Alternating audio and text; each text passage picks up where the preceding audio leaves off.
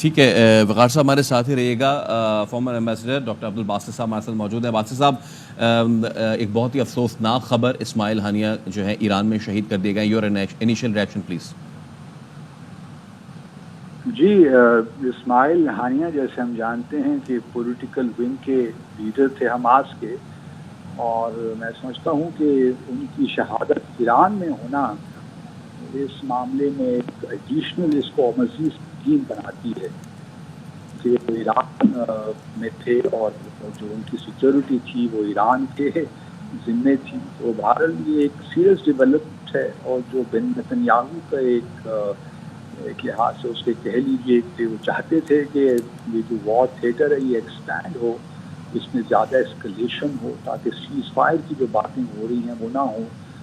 تو وہ اس کو ایک سنگین دھچکا لگا ہے, اور اب یہ اوبیسلی اس میں اسکلیشن آئے گی اس وار میں. ایران دیکھنا یہ ہے کہ اب براہ راست اس کا جواب دیتا ہے یا پھر حماس یا حزب اللہ یا ہوتیز ان کے ذریعے اسرائیل پر, خاص طور پہ حزب اللہ کو ایکٹیویٹ کرتا ہے. تو ایک وار تھیٹر یہ ایکسپینڈ ہونے جا رہا ہے, خاص طور پہ گولان ہائٹس کے بعد ہم نے دیکھا جس طرح اسرائیل نے ریئیکٹ کیا تو کافی صورتحال سنگین ہو گئی ہے.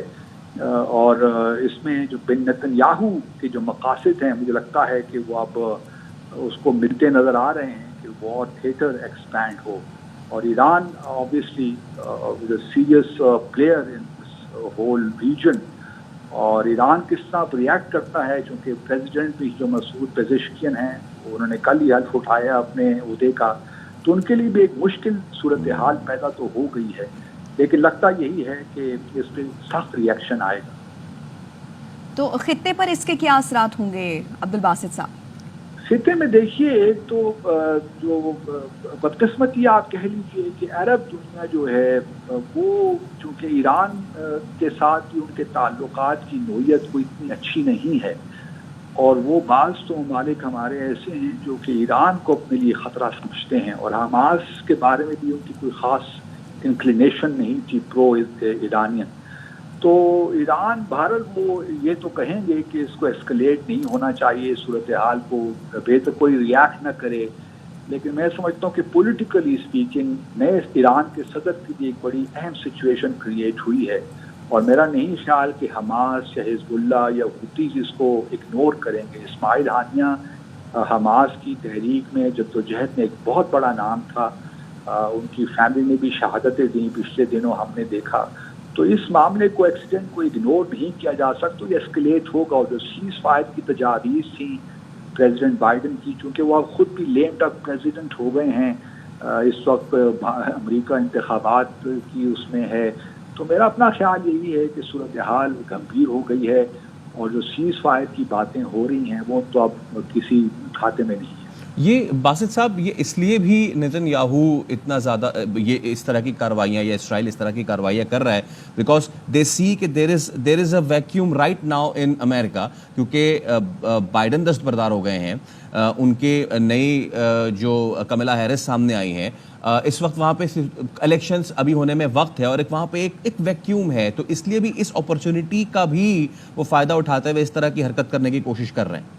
ایبسولوٹلی. اور ان کی دیکھیے, لیکن اسرائیل کو یہ بات جاننی چاہیے, ایک تو ٹھیک ہے اس وقت وار میں کمپلیکیشنز پیدا ہوں گی, اسکلیشن بھی ہو سکتی ہے, لیکن حماس, اسلامک جہاد, حزب اللہ, یہ ان کے لیڈرز کے جانے سے کوئی اس طرح فرق نہیں پڑتا. یہ جدوجہد ہے, اگر ایک شخص یہ افراد پہ اس کا انحصار نہیں ہوتا, تو وہ اسرائیل کو یہ بنیادی بات سمجھنی چاہیے,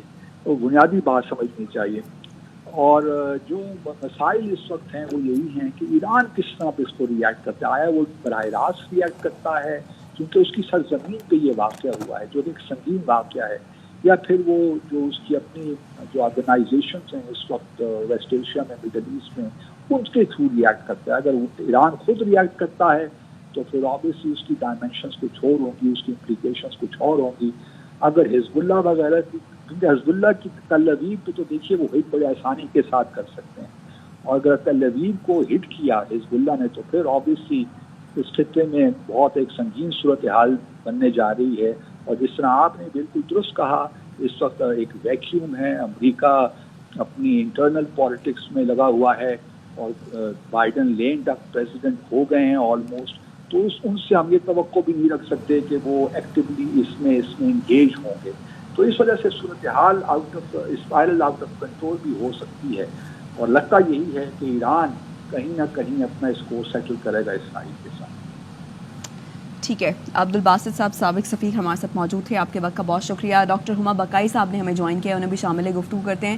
ڈاکٹر صاحبہ بہت شکریہ آپ کے وقت. آج صبح یہ خبر آئی کہ ڈاکٹر اسماعیل ہنیہ کو شہید کر دیا گیا ہے، اور عنانی سرکاری ٹی وی بھی اس کی تصدیق کرتا ہے. جی میرا خیال ہے کہ بہت ہی تکلیف دہ ڈیولپمنٹ ہے. کچھ پیرلل ڈیولپمنٹس ایسی ہوئی تھیں کہ غزہ کے کانفلکٹ پہ ایک امید پیدا ہوئی تھی چائنیز انٹرفیرنس کی وجہ سے یا چائنیز انٹرونشن کی وجہ سے.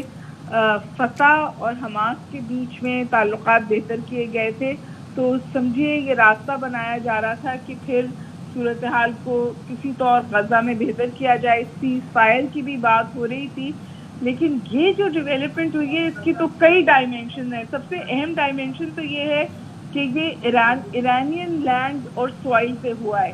یعنی صرف یہ نہیں کہ ڈاکٹر ہانیہ نے جو پہلی پبلک اپیئرنس کی، جو کہ اہم پبلک اپیئرنس تھی، اور وہ ایرانین پریزیڈنٹ کی حلف برداری تھی، وہاں وہ اس کانفلکٹ میں پہلی دفعہ جو ہے پبلکلی نظر آئے، اور اس کے فوراً بعد ان کو ایران میں جس کے ساتھ اسرائیل کا بہت بڑا تنازع ہے ٹارگٹ کر ایلیمینیٹ کیا گیا. تو ظاہر ہے اس سے ایسکلیشن آف کانفلکٹ ہوگی. اب صرف یہ غزہ اور حماس اور اسرائیل کا کانفلکٹ نہیں رہا، اب تو